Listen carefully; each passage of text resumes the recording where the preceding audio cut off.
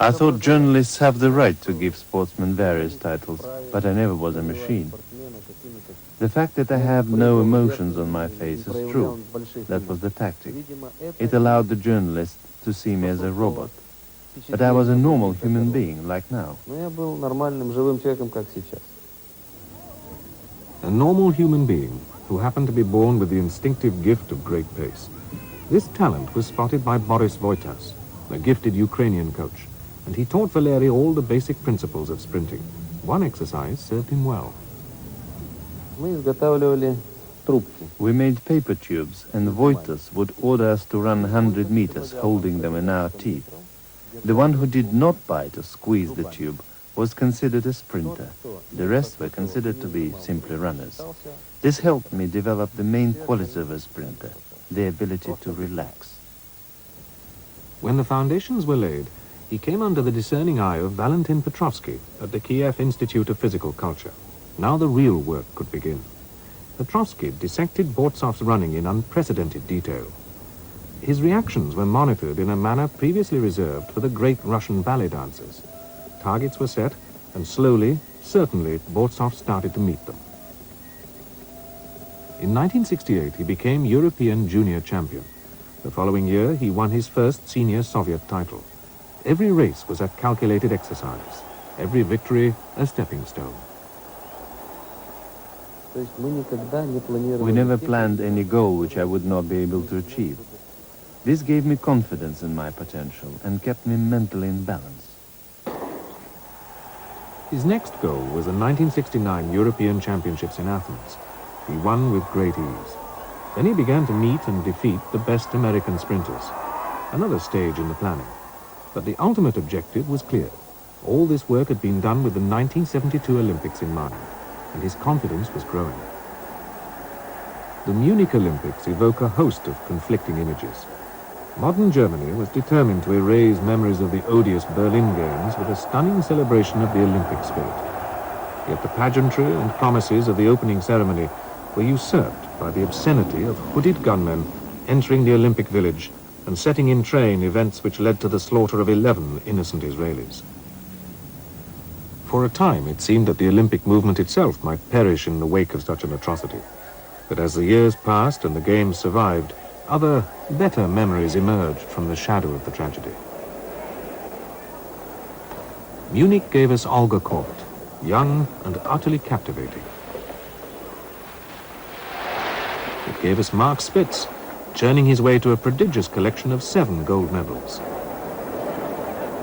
And it gave us Valeriy Borzov, who had reached the peak of his powers. Despite his performances over 3 years, opinion favored the Americans. This was partly because of America's sprinting tradition, partly because their fastest men, Eddie Hart and Ray Robinson, had each returned 9.9 seconds in these Olympic trials. Their confrontation with Borzov should have been memorable. Sadly, it never took place, because Hart and Robinson were still in the Olympic village when they should have been on the track. In 1972 in Munich, 2 American sprinters weren't at the track when they were supposed to be. They were working from a schedule that was 9 months old, and they never made it to the starting line. Yet despite the absence of Hart and Robinson, Borzov faced a formidable assembly of sprinters in the final. Robert Taylor had qualified impressively, and he alone carried America's hopes. There was Lennox Miller, the Jamaican silver medalist from 1968, Hazley Crawford from Trinidad, and Borzov's countryman Alexander Korneliuk.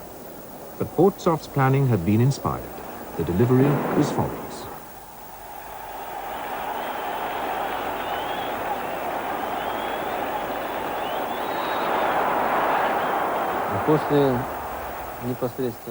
My first thought after crossing the line was, is it so easy to win the Olympic gold?